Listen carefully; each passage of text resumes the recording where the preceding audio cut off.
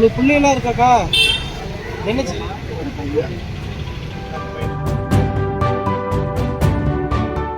ஒரு மாதத்துக்கு முன்னாடி கர்ப்பப்பையில் பிரச்சனை இருக்குது, அது மாதவிடாய் பொருளில் பிரச்சனை இருக்குது அப்படின்னா ஆஸ்பத்திரிக்கு போய் செக் பண்ணோம். அவங்க கர்ப்பப்பை ரிமூவ் பண்ணிடுவோம்னாங்க. கர்ப்பப்பை ரிமூவ் பண்ணுறதுக்கு கரெக்டாக ஏப்ரல் 27 அப்போ அட்மிட் பண்ணி 28 ஆப்ரேஷன் பண்ணி 2 நாள் நார்மல் வார்டு இருந்தாங்க. அப்புறம் ஐசியூ வார்டு கொண்டு போனாங்க. என்ன காரணம்னு சொன்னால் மூச்சு திணறல் ஏற்பட்டுருச்சு, உங்கள் அம்மாவுக்கு நுரையீரலில் வந்து சளி போயிருச்சு அப்படின்னாங்க. உடனே மதுரைக்கு மாற்றினாங்க. அங்கேருந்து மதுரைக்கு மாற்றிட்டு என்ன கேட்க போனால் அங்கே போனால் சரி பண்ணலாம் அப்படின்னாங்க. அங்கே போய் மூச்சு திணறலை சரி பண்ணிட்டாங்க.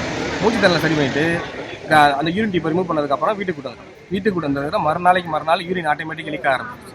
என்ன காரணம் கேட்க போனால் நாங்கள் தனியார் மருத்துவமனைக்கு போய் செக் பண்ணோம். என்னென்னு கேட்கும்போது அவங்க போய் ஸ்கேன் பண்ணிட்டு வாங்க அப்படின்னா. ஸ்கேன் பண்ண போகும்போது அவங்க சரியான முறையில் அந்த கர்ப்பப்பையை அவங்க ரிமூவ் பண்ணலை, ஒரு அலட்சிய பூரா ரிமூவ் பண்ணிடுறாங்க. அது காரணத்தை மறுபடியும் நாங்கள் சிஎம்சி கம்மி பண்ணோம். திரும்பி நாங்கள் நேரடியாக போய் ஹாஸ்பிட்டலில் பேசும்போது அவங்க வந்து எந்த வித ஒரு ரெஸ்பான்ஸுமே பண்ண மாட்டேங்கிறாங்க. ஒருத்தர் சொன்னாங்க ஆமாம் தவறு தான் அப்படின்னு சொன்னால் நாங்களே சரி பண்ணி தரோம், அவங்க அம்மா கூட்டுவாங்க அப்படின்னாங்க. நாங்கள் உங்கள் மேலே நம்பலை, இப்போ ஒரு ஆப்ரேஷனே இப்படி பண்ணிட்டீங்க, நாங்கள் எந்த நம்பிக்கையில் வந்து உங்கள்கிட்ட வந்து நாங்கள் பண்ண முடியும், அது ஒன்றும் பிரச்சனை இல்லை, நாங்கள் மதுரையில் வச்சு பார்த்து தரோம், பெரிய பெரிய டாக்டர் வச்சு பார்த்து தரோம்.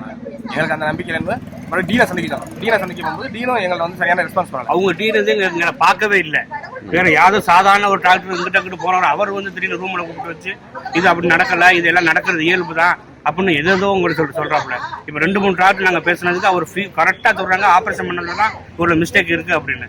அப்போ இது வந்து பாவம் கஷ்டப்படுற இது அவனு ரொம்ப அன்றாட காட்சி. ஒரு நாளைக்கு என்ன நடவடிக்கை எடுக்கணும்? எனக்கு இன்னுமே அந்த அம்மா டாக்டர் அம்மா யார் ஆப்ரேஷன் பண்ணவங்க யாரு, ஏன் இப்படி பண்ணினாங்க? இப்ப இத்தனை பேர் இப்ப நாங்க எங்களுக்கு தெரிஞ்ச கண்டு நாங்க மீடியாவுக்கு வந்திருக்கிறோம். எத்தனை பேர் இதுல பாதிக்கப்பட்டிருக்கான், எத்தனை பேர் சாகுறான். ஜிஹெச்சுக்கு வர்ற ஆட்களை நீங்க போய் பாத்தீங்கன்னா அம்புட்டு தோடு முக்கும் போது இல்லாத எல்லாம் அன்றாட காட்சியே தான் வருது. இப்படி நீங்க அலட்சியமா 2 லட்சம் 3 லட்சம் சம்பளம் வாங்கிட்டு இப்படி அப்படி பண்றீங்க. அந்த அம்மா அந்த வேலையை விட்டு தூக்கணும். நல்ல டாக்டரா நீங்க ஜிஹெச்ல போடணும். எந்த நியூஸ்ல பார்த்தாலும் ஆபரேஷன் தப்பா பண்ண ஜிஹெச்ல இப்படின்னு இருக்கு. இன்னும் எப்பதான் இது திருந்தோம்?